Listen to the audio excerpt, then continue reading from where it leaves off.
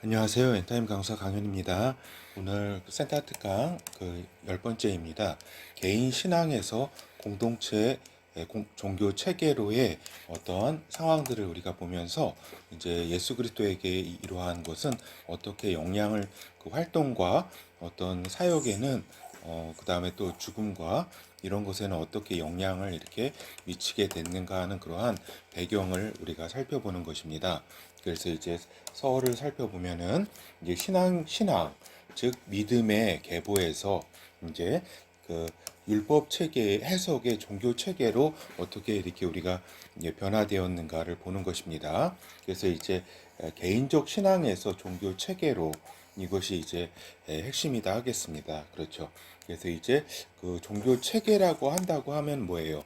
뭐를 공동체를 또 의미하는 거잖아요. 공동체가 어떠한 종교를 가지고 어떠한 신앙적 체계라고 할 수 있겠죠. 신앙적 체계를 가지고 이제 발전하게 되는가 그것을 볼 때에 이제 공동체 즉 율법을 이제 받게 되는 것이 가지게 되는 것이다라고 하는 것입니다. 그래서 개인 차원이 아닌 이제 민족 공동체 차원에서 이제 그 하나님과의 어떤 관계성을 이제 이어가고 이제 한다라고 하는 겁니다. 그렇기 때문에 이제 개인과 상대하시는 하나님이 아닌 공동체와 전체의 동일한 또 일정한 동일하고 일정하게 상대하셔야 하는 하나님이셔야 되기 때문에 동일한 말씀을 주셔야 할 필요성이 있다.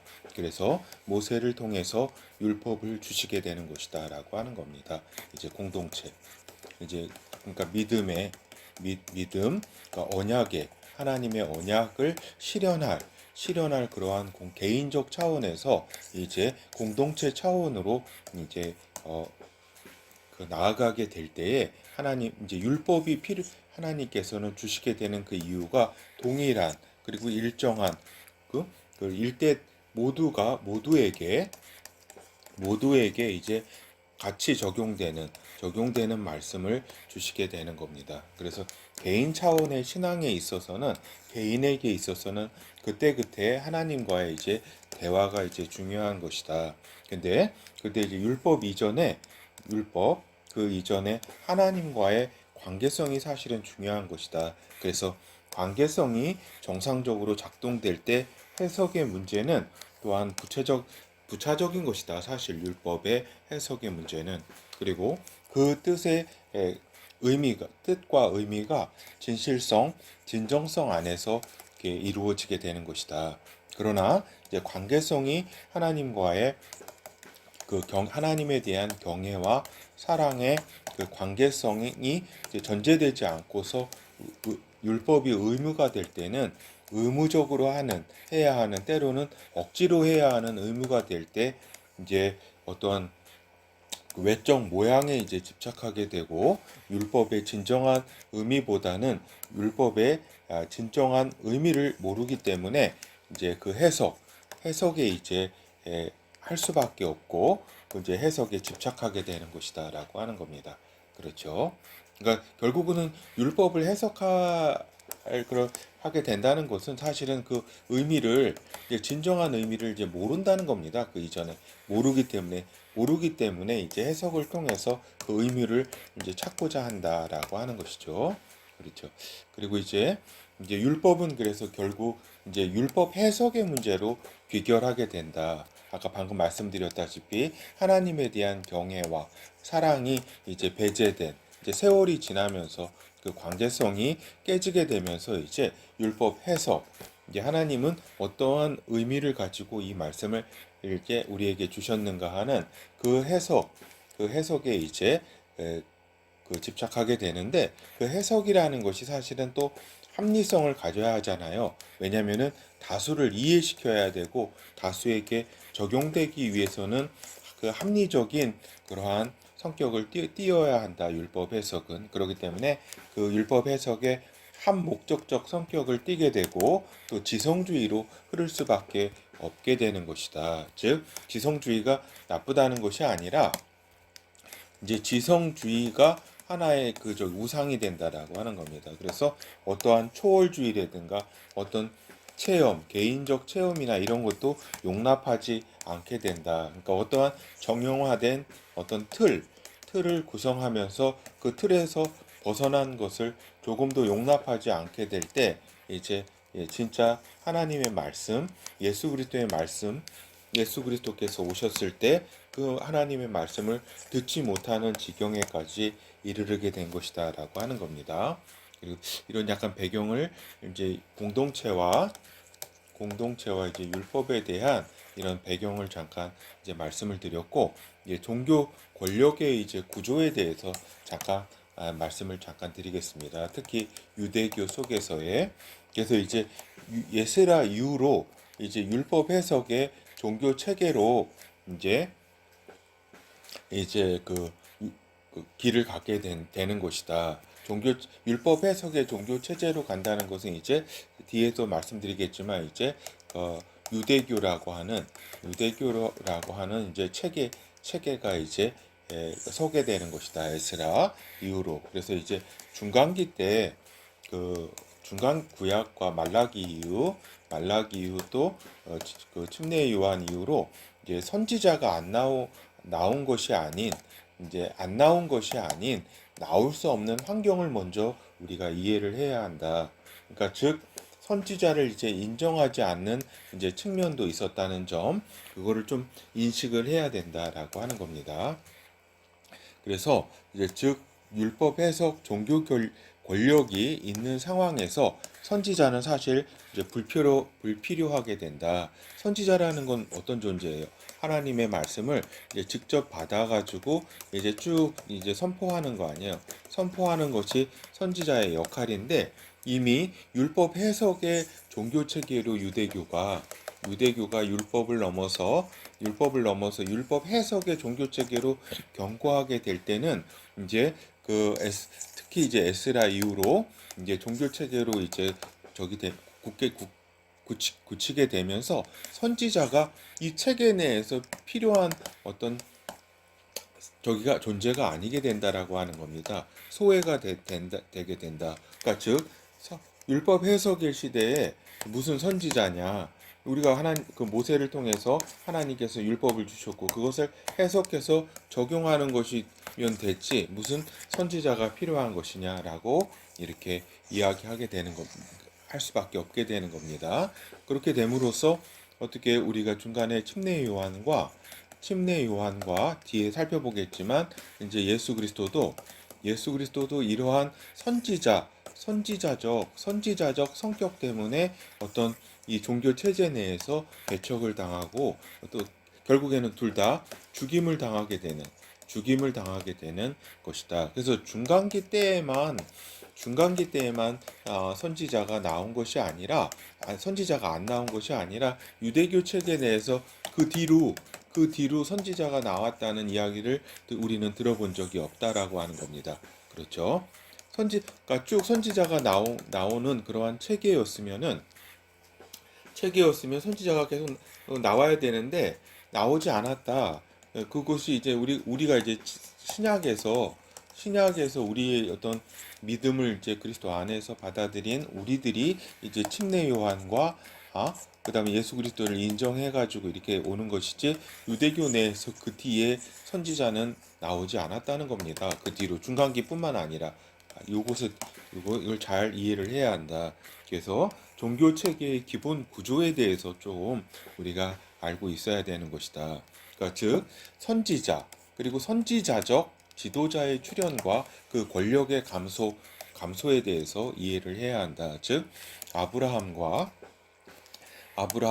또 이삭, 야곱, 요셉이라든가 또 이러한 분들은 선지자였다라고 하는 겁니다. 그러니까 제사장이면서 그러니까 왕은 아니었고 이제 제사장적인 성격을 또 가지고 있었고 하나님께 관계성을 가지고 나아가는 그러니까 이거는 이제 죄에 대한 회복이라기보다는 어떤 하나님에 대한 감사와 어떤 관계성 회복을 위해서 그렇죠. 그래서 어떤 희생제의 성격은 좀 약했다라고 하는 겁니다. 이 제사장이라고 하는 그러한 성격이. 그래서 이제 멜기세덱도 그때 이렇게 개인적 차원에서 물론 그 뒤에 여러 따르는 사람이 있었지만 그것이 하나의 공동체적으로 섬기는 것이 아니라 가족이라든가 아니면은 뭐 같이 거느리는 어떤 종이라든가 이런 사람들이 함께 했죠. 이러한 분들과. 그렇죠.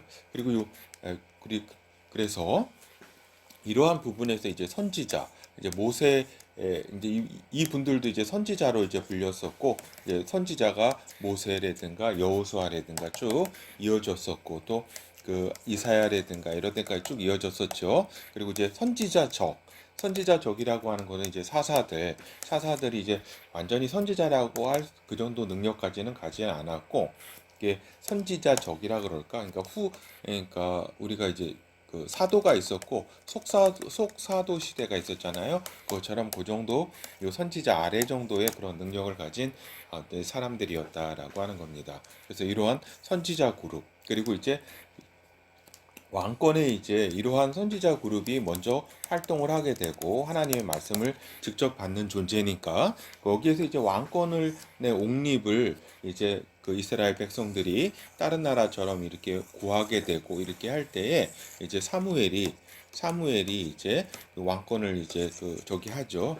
그 말씀을 받고서 사울과 이제 다윗을 이제 세우게 되는 거죠. 그래서 왕 그렇게 되고 또 제사장과 선지자들이 이러한 체계에서 이제 왕권에 복속하게 되는 체제가 된다. 그러니까 왕권이 가장 상위에 존재하고 종교 체계 내에서 그 다음에 제사장과 이제 선지자가 요 아래에 이제 위치하게 되는 것이다라고 하는 겁니다. 근데 이제 주로 세속 권력 체계 속에서는 이제 그 성전이 건립되면서 이제 제사장 그룹도 하나의 그 기득권층이 되고 그 왕권과 상당히 밀착하게 되면서 왕권과 제사장 그룹, 왕권, 제사장권, 그 다음에 선지자권은 이때 이후로 왕권이 들어서게 되면서 선지자권은 좀 소외가 되는 그렇죠. 그래서 이제 그렇지만은 나라가 망하면서 즉 왕이 사라지면서 왕권은 이제 박살이 내는 거죠.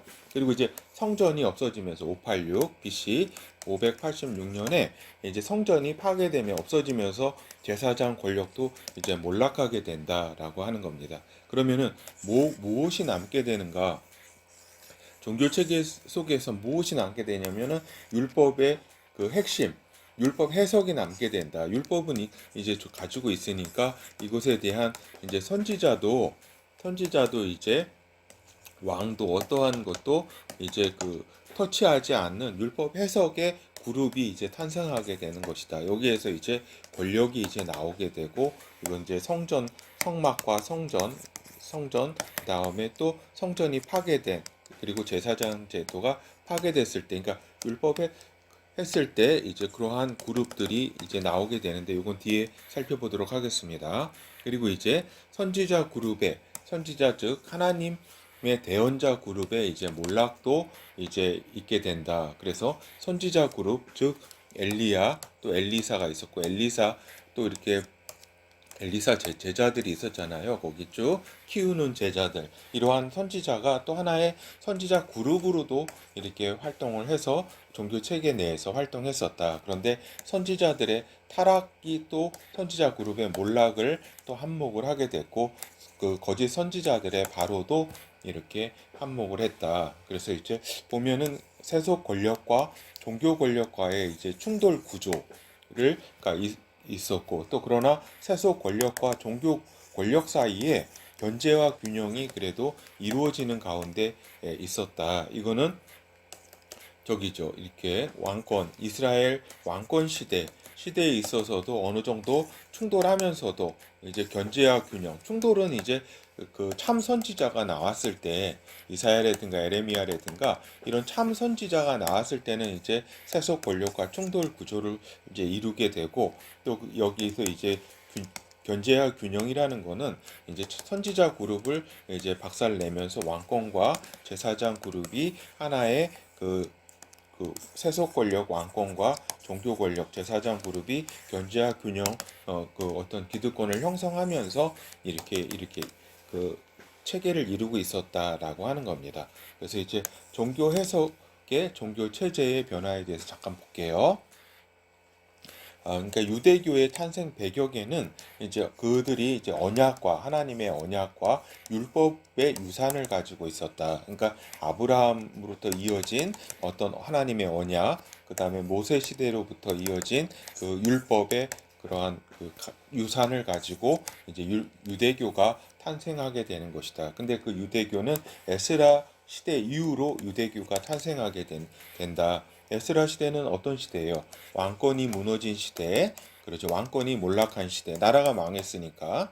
그다음 그러니까 바벨론 유서를 통해서 그 다음에 성전이 완전히 파괴됐으니까 제사장 그룹도 박살나고, 그렇죠. 박살나고 이렇게 하니까 이제 그 뭐예요? 그 유대교는 뭘 가지고 이제 그 일어서게 됐냐면은 그 아까 방금 말씀드린 것처럼 이 유산을 가지고 이제 율법 해석의 종교 체제로 이제 서게 되는 것이다. 그렇기 때문에 S라는 어떤 학사잖아요, 학사.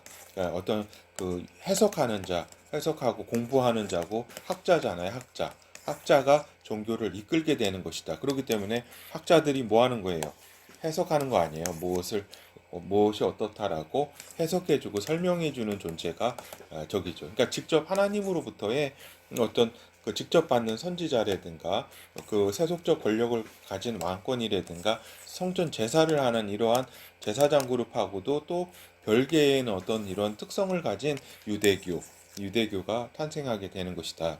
그래서 유대 신앙의 갈래들에 대해서 잠깐 살펴보도록 하겠습니다. 그래서 이 그 율법 해석의 유대교의 어떤 그 주인공은 누가 나타나냐면 해석의 주인공으로서 이제 바리새파가 나타나게 되는 것이다. 즉, 그 성격상 유대교의 적자일 수밖에 없다. 왜냐하면 유대교가 이제 율법 해석을 이제 그 이제 가지고 이제 그 일어서게 됐는데 그것을 이제 해석하는 사람들, 그러니까 서기관, 그러니까 바리새파 사람들이 이제 생활까지도 해석으로 지배하는 율법 해석으로 지배하는 권력으로서 이렇게 갖게 되는 것이다. 그러나 이 세상에서의 권력은 뭐예요?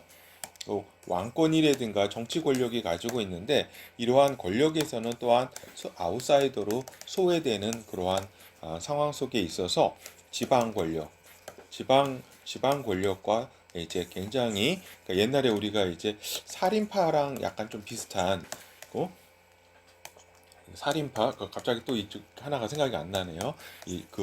그래서 이제 여기 지방의 뿌리 이렇게 각각의 회당 중심으로 뿌리를 받게 되는 것이다. 그래서 이들은 또 이 세상에 대한 권력을 완전히 이렇게 또 배제된 아웃사이였기 때문에 또 하나 내세를 인정하고 추구하는 것도 있었다라고 하는 겁니다.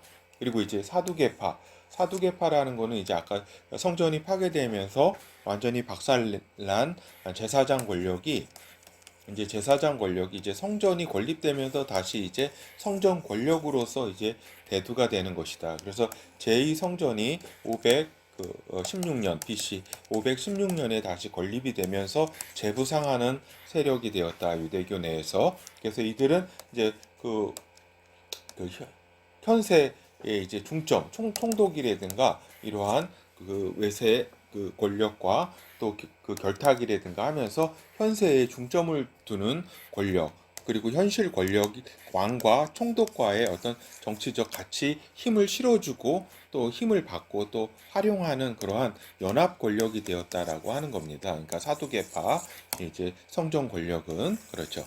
이러한 배경하에 있었고 또 하나의 유대교 내에 어떠한 성격을 가진 사람들이 있었냐면 SNF파의 그 성격을 가진 사람들이 있었는데 이 사람들은 내세만을 추구했다. 그래서 그 선지자의 후회를 이제 자처하면서 영성적 삶을 추구했다라고 하는 겁니다. 그래서 이러한 이제 성격이 이렇게 있는 거죠. 그래서 아까 얘기한 왕이 세워지지 않았지만 왕권과 왕과 결합하는 사두개 성전 권력, 제사장 권력, 그다음에 여기 이제 율법 권력, 율법 해석 권력, 그 다음에 여기는 이제 영성의 삶을 추구하는 선지자적으로 세상에는 세상의 말씀을 가지고 나아가는 존재가 아닌 그냥 자신들만의 이제 어떻게 보면은 요 세상 속에서는 어떻게 보면은 저기 이렇게 좀 심한 말로 얘기하면은 좀 루저라고 할 수 있죠. 그러니까 패배한 이러한 이제 세력들에 비해 가지고 어떻게 보면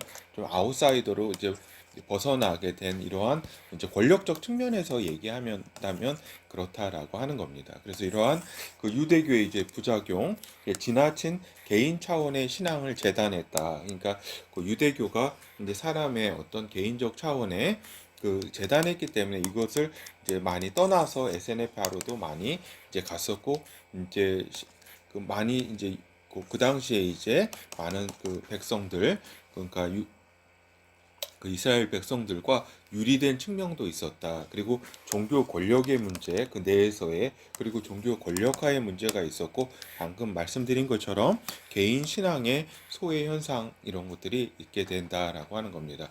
그래서 이제 유대교가 특히 율법 해석의 어떤 중심에 유대교가 되면서 선지자 출현을 억압하게 된다라고 하는 겁니다. 요 체계 자체가 왜냐면은 자기들은 이제 율법 해석의 전문가들인데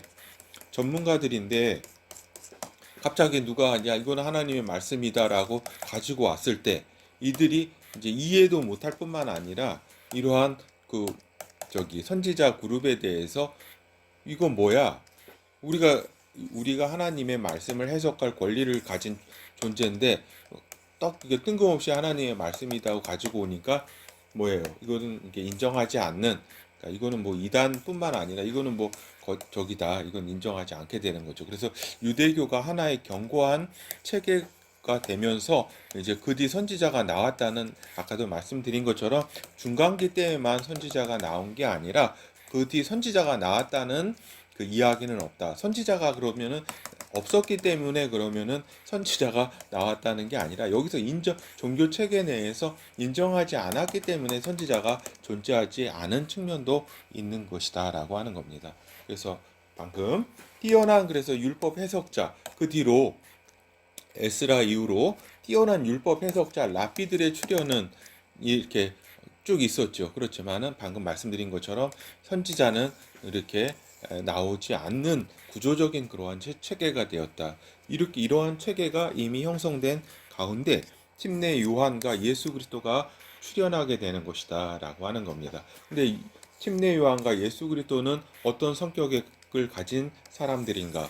이 사람들은 뭐예요? 선지자적 성격을 가진 사람들 아니에요. 하나님의 말씀을 선지자적이 아니라 그냥 선지자지요. 제가 잘못 저기했네요.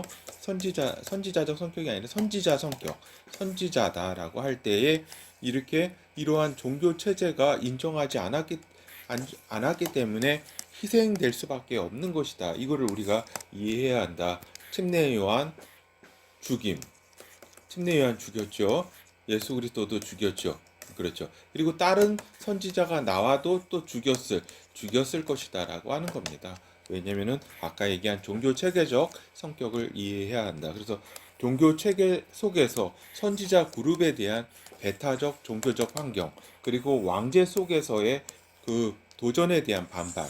그러니까 벌써 선지자 그룹에 대한 그러니까 예수 그리스도가 그러니까 침례 요한과 예수 그리스도가 선지자 아니에요. 선지자 하나님의 선지자 대선지자죠. 이 선지자에 대한 배타적 종교 체계가 이미 형성된 가운데 죽을 수밖에 없었고 또 이제 왕제 속에서의 도전에 대한 반발 그리고 그 예수 그리스도가 죽은 것은 왜 죽게 됐어요? 이 유대인의 왕이라고 하는 그러한 그것으로 이제 이 왕제 속에서는 인식했기 때문에 비록 이제 이 총독 체계가 왕 체계 아니에요. 그래서 이 총독이 죽인 거 아니에요. 그 어떤 실질적으로는 구체적으로는 그래서 왕제 속에서의 도전 도전으로 받아들였다. 이러한 예수에 대해서. 그래서 이에 대한 반발로 죽이게 되는 것이다. 그러나 하나님의 아들의 초림의 목적은 뭐냐면 이렇게 대제사장적 역할을 하기 위해서 왔다. 즉 개인과 인류의 죄를 해결해야 하는 희생양과 해결하는 대제사장으로서 희생양으로서 예수 그리스도는 역할을 하시고 이 일을 위해서 이제 초림을 오신 거죠. 그렇죠. 그렇기 때문에 아까 얘기한 선지자로서의 그 예수 그리스도 또 침례 요한도 이 종교 체계 속에서 죽을 수밖에 없는 구조 그리고 왕제 속에서 이 그 총독이라든가 이 종교 체계 유대교의 밀고에 그러니까 저기 어떤 그 탄원에 의해서 죽게 되는 그 도전으로 받아들이는 왕권을 가지고 왔지만 사실 예수 그리스도는 그 왕권을 이때 초림 때에 실현하려고 하지는 않았죠. 나중에 메시아 나라 때 실현해야 되니까. 그렇지만은 그렇게 되었고 결과적으로는 대제사장의 어떠한 이러한 역할을 하기 위해서 이렇게 하셨고 그랬지만은 이 종교 체계 속에서 바리새인과 아까 얘기한 사두개파, 서기관 이런 종교 체계가 이제 예수 그리스도를 죽이게 되었다라고 하는 겁니다. 그래서 하나님의 이제 해결은 무엇이냐면은 하나님은 다시 이제 각 개인의 심령의 변화를 통한 그러면서도 성령 안에서의 하나체를 이루고자 하시는 방향으로 이제 이끄시게 되는 것이다라고 하는 겁니다. 그래서 개인 신앙으로 쭉 내려왔던 그 노아, 셈, 뭐 이렇게 아브라함 그 쭉 있잖아요. 뭐 멜기세덱도 있었고 뭐 개인 신앙 차원도 또 다시 있겠죠. 다른 줄기 라인으로 계보로 이어진 것이 아까 방금 말씀드린 것처럼 뭐예요? 신앙의 계보로 이렇게 이었던 것들이 이제 아까 얘기한 공동체 속을 만나면서 율법을 주시게 되고 그 율법은 필연적으로 율법 해석의 체계를 해석하는 종교 체계로 발전하게 되고 이것이 진짜 하나님이 오셨을 때 이러한 결과를 낳게 되고 또 그래서 하나님은 이러한 미리 이런 걸 다 아시는 하나님께서는 이러한 결국 개인의 심령 속의 성령으로의 변화 그리고 전 공동체가 하나 되는 안에서 하나 되는 그러한 하나됨. 그래서 오순절을 통해서 뭐가 돼요? 개인의 성령으로 태어나는 인간이 나오게 되고 또 오순절을 통해서 그러한 그 성령 안에서의 성도들이 모이게 되는 교회 공동체로의 어떠한 그 탄생이 이루어지게 되는 것이고 이것이 하나님의 해답으로 있게 되는 것이다 라고 하는 겁니다. 그리고 우리 결어를 잠깐 살펴보면은 이제 신앙의 계보 쭉 좀 살펴보았죠. 그리고 종교 권력화 되는 과정, 그리고 종교 체계가 예수 그리스도를 죽이게 되는 그런 환경에 대한 권력적 차원에서 이해를 하게 된 거, 그리고 선지자가 이제 그 중간기뿐만 아니라 그 이후로 유대교 속에서 지금 그 마지막 때까지 선지자는 나오지 않게 되는 그러한 종교 체계, 그 율법 해석의 체계, 랍비들이 나오게 되는 그러한 수석 랍비가 있겠죠. 그러한 체계에 대해서 잠깐 말씀드렸고, 이 부분은 좀 말씀을 드리지 않았습니다. 아까 얘기한 공동체를 위한 이제 옛 언약 율법에서 이제 성령 안에서의 이제 개인의 변화를 전제로 한 새 언약 성령을 중심으로 또 성령 안에서의 하나됨 성령 하나체 원리티 대문자 원리티 성령 하나체 속에서 우리가 들어가게 되고 또 이것이 구체적으로 나타난 조직 하나체 소문자 원리티 조직 하나체로서의 이제 모습으로 이제 하나님께서는 이끄신다라고 하는 겁니다. 이 부분은 오늘 말씀을 안 드렸는데 다음 기회가 되면은 말씀드리기로 하고 죄송합니다. 제가 오늘 강의가 약간 그 여러 가지 제목 그 순서상 약간 저기다 제가 좀 잠에서 잠깐 깨어나가지고 빨리 하느라고 이렇게 좀 잘 정비를 못한 점은 이해를 좀 해주시고 오늘 이렇게 전체적인 맥락만 오늘 이렇게 이해하시면 될 것 같습니다. 감사합니다.